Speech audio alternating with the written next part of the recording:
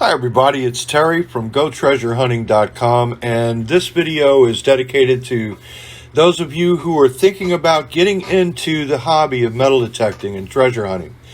We're going to focus on metal detecting and the top 10 things that you should think about as you're getting into the hobby or before you actually buy your metal detector.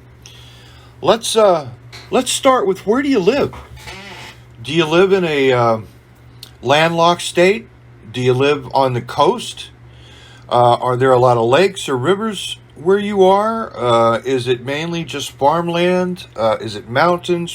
Where do you live? That is going to be your guide as to what you'll be looking for and what type of metal detector is going to be best for you. For instance, if you live on the coast, as I do, I live in New York. I live about 12 miles from Long Island Sound and about 50 miles out to Jones Beach on Long Island, which is the Atlantic. So for me, beach hunting and wet saltwater sand hunting is something that I really enjoy doing. So I need a specialized machine for that. There are several types of metal detectors. The most common type is a single frequency VLF or very low frequency metal detector. This metal detector is perfect for freshwater, dirt, sand, whatever, but it is horrible on wet saltwater sand or in the saltwater because of the conductivity, the mineralization of the salt water and the saltwater sand. It sees the entire beach or the water as a single target, so you get a lot of falsing. That's why we use simultaneous multi-frequency metal detectors on the beach, as well as pulse induction metal detectors. The difference between pulse induction and a simultaneous multi-frequency metal detector is that with the simultaneous multi-freq, you can discriminate. In other words, you can knock out iron that you don't want to necessarily metal detect on the beach. With a pulse induction metal detector, it hits on every metal exactly the same. You cannot tell what you're hitting on, only that it's metal. The nice thing about the pulse induction metal detector, it's deep. It's much deeper than any VLF, very low frequency, multi-frequency, or single frequency detector. Okay, so the second thing you want to think about is, what is it that you're looking for? Are you looking for mainly coins and jewelry? Are you looking for Civil War artifacts? Are you looking for old Roman artifacts? Are you in Europe? Are you in the United States? Again, this goes back to, where do you live? What are you looking for? So what are you looking for? That's going to determine the type of coil that you want to use: small, large, double D, concentric. There's a lot to learn, although metal detecting as a hobby is fairly simple. But once, like anything else, once you get into it, there are a lot of different areas and paths to go down as far as the technology, as far as honing where you want to go, what you want to do, what you want to find.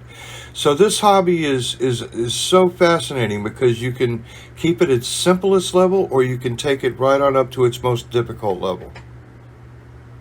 Okay, third, how much do you want to spend? How much do you have to actually invest into this hobby? Because it's going to cost $300 to $400 to get really the equipment that you need to get started, that's going to last, that's not going to break, that's not going to get you so frustrated that you throw everything back in the closet and just forget about it. So plan on spending $300 to $400. Now, you don't have to do this all at once. You can do it in phases. But a good metal detector is a single frequency VLF metal detector is going to run $250 to $300. And that's a good detector that'll help you find things that some of these, cheap $100 metal detectors are just not going to do for you. So metal detector alone, $250 to $300. 4. What do you need besides a metal detector? Well, let's think about this for a second. You need a pair of gloves. I use leather gloves. You need a good hand digger, which is going to cost you around $45. You need a good set of knee pads, which you can pick up almost anywhere, and those are going to run anywhere from $10 to $30, depending on the type of knee pads that you want. You're going to need a finds bag, stuff to put the garbage that you find and the good stuff you find in. A bag costs anywhere from $15 to $20, a good one. And then there's extras that you don't necessarily need or have to have, but are very nice to have. Things like a handheld pen pointer.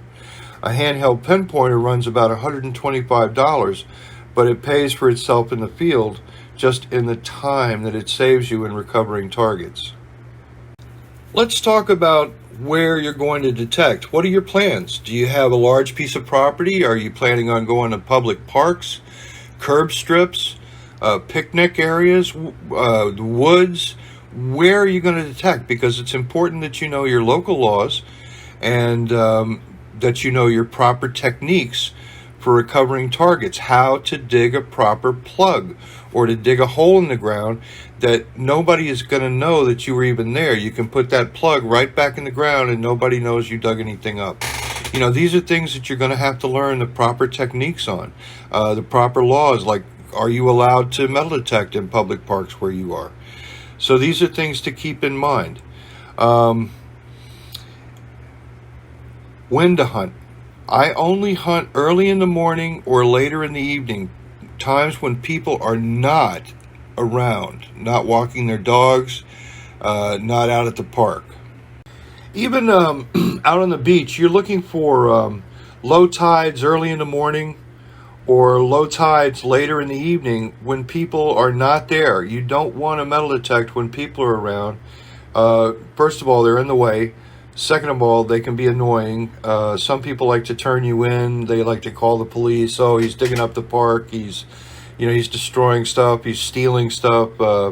Guy's got a gun in the park. I've had so many different calls where police come out and talk to me. Usually it's not a problem. If you're just straight up with the cops and you're polite, you don't usually have a problem. But if you go at times when people are not there, you're not going to have a problem, period.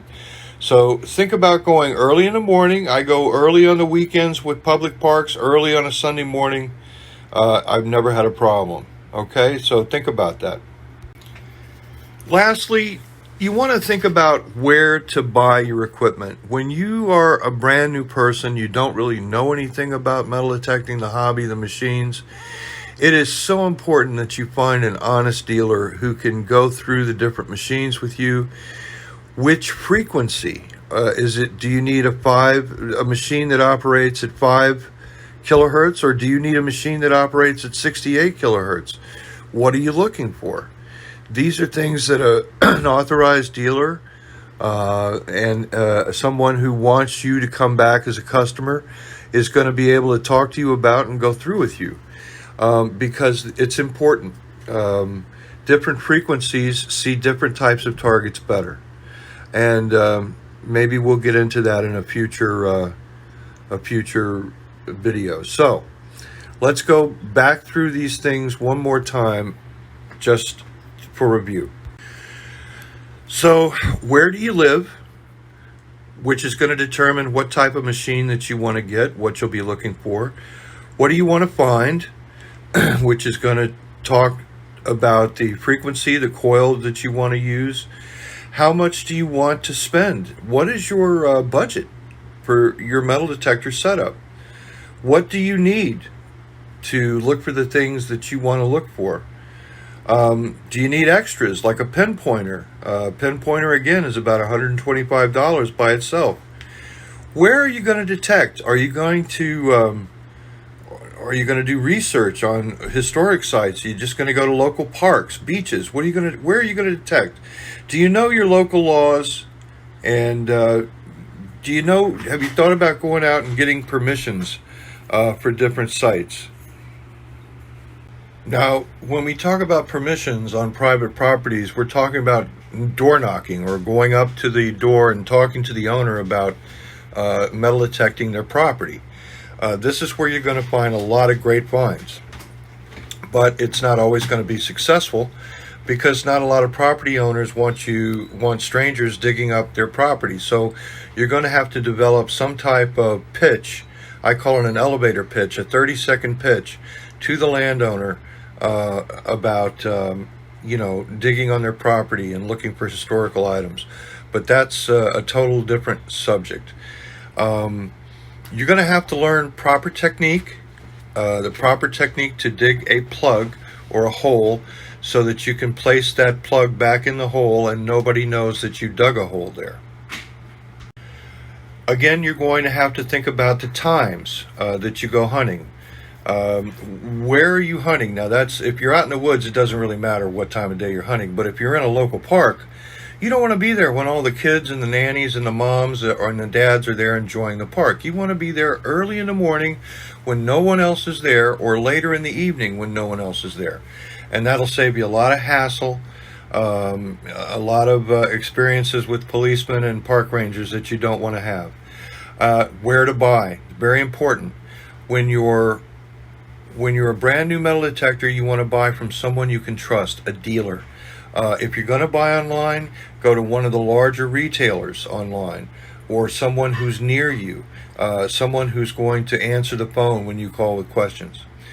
This is Terry from GoTreasureHunting.com, and I hope that you found some of this information helpful as a new person thinking about getting into the hobby of metal detecting.